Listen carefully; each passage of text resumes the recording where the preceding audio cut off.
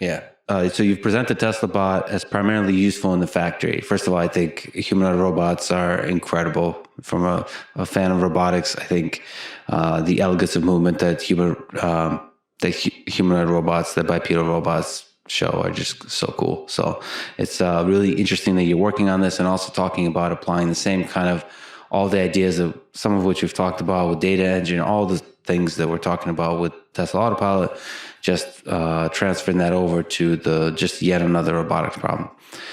I have to ask, since I care about human-robot interaction, so the human side of that. So you've talked about mostly in the factory.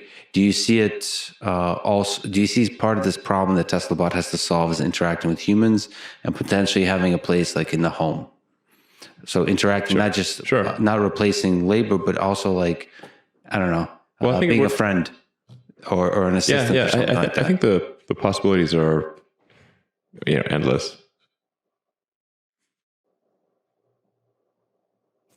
Yeah, I mean, it's obviously like it's not quite in Tesla's primary mission direction of accelerating sustainable energy, but it is an extremely useful thing that we can do for the world, which is to make a useful humanoid robot that is capable of interacting with the world and helping in many different ways. So in factories and really just I mean, I think if you say like extrapolate to many years in the future, it's like I think work will become optional. So like there's a lot of jobs that if people weren't paid to do it, they wouldn't do it. Like it's not fun, necessarily. Like if you're washing dishes all day, it's like, even if you really like washing dishes, you really want to do it for 8 hours a day, every day. Probably not. So, and then there's like dangerous work, and basically if it's dangerous, boring, it has like potential for repetitive stress injury, that kind of thing, then that's really where humanoid robots would add the most value initially. So that's what we're aiming for is to for the humanoid robots to do jobs that people don't voluntarily want to do.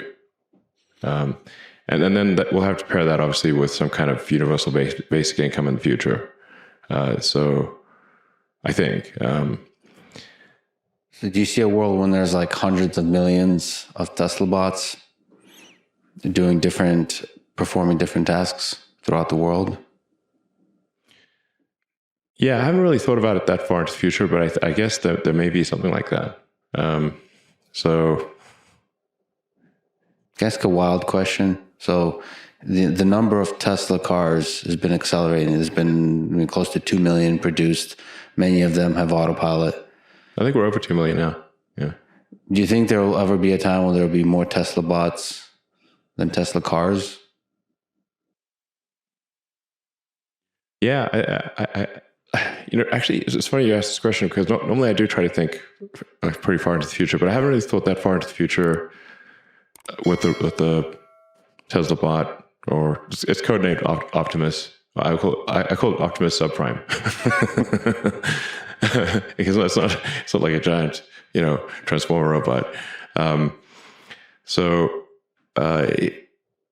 it's meant to be a general purpose helper bot.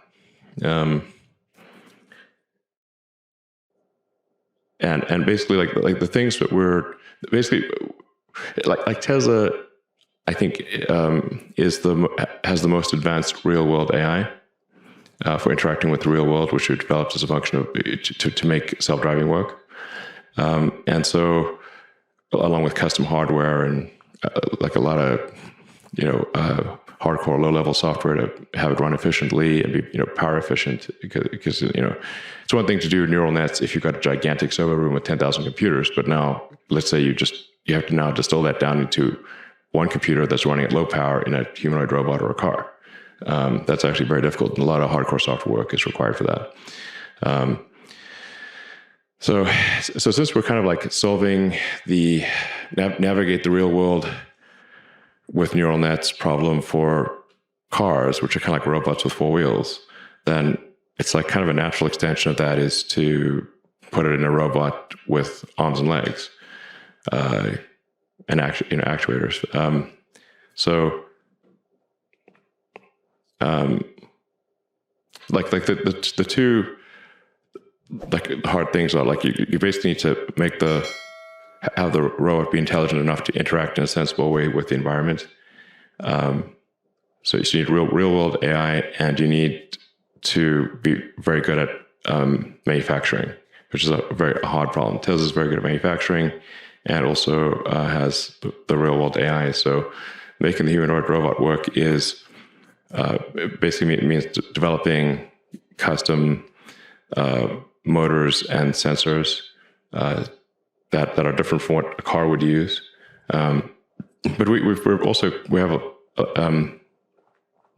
I think we have the best expertise in developing advanced electric motors and power electronics. So it just has to be for a humanoid robot application, not a car. Still, you do talk about love sometimes. So let me ask, this isn't like for like sex robots or something like that. Love is the answer. Yes. There is something compelling to us, not compelling, but we connect with humanoid robots or even legged robots, like with the dog in shapes of dogs. It seems like, there's a huge amount of loneliness in this world. All of us seek companionship with other humans, friendship, and all those kinds of things. We have a lot of here in Austin. A lot of people have dogs.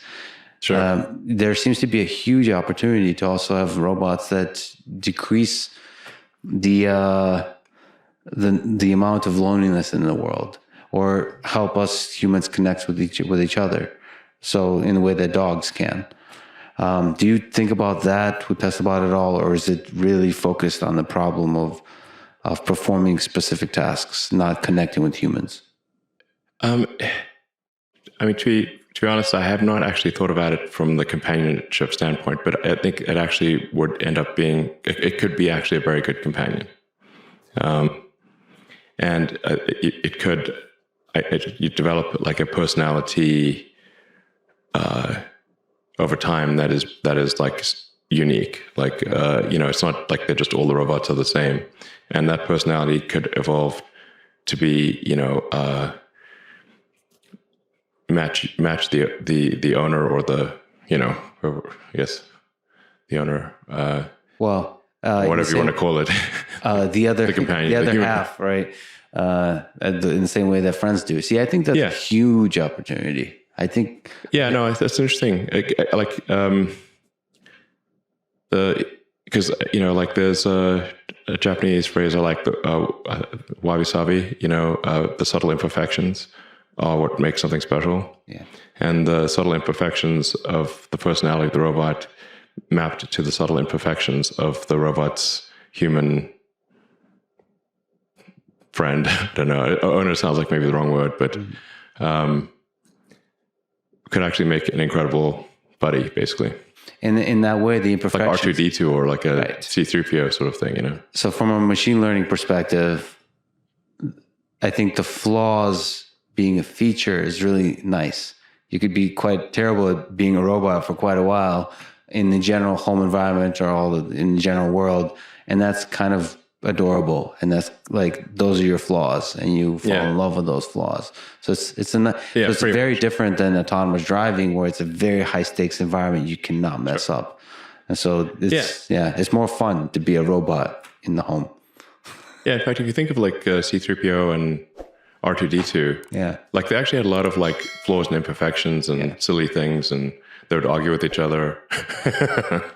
And were they actually good at doing anything? I'm not exactly sure. They definitely added a lot to the story.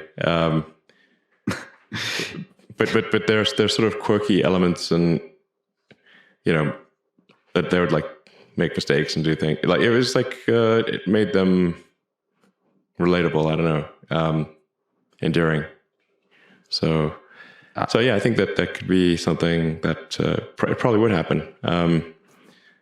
But our initial focus is just to make it useful. So I'm confident we'll get it done. I'm not sure what the exact time frame is, but we'll probably have, I don't know, a decent prototype towards the end of next year or something like that. And it's cool that it's connected to Tesla, the car. So like it's using a lot of, it would use the autopilot inference computer and a lot of the training that we've done for cars in terms of recognizing real world things could be applied directly to the robot. But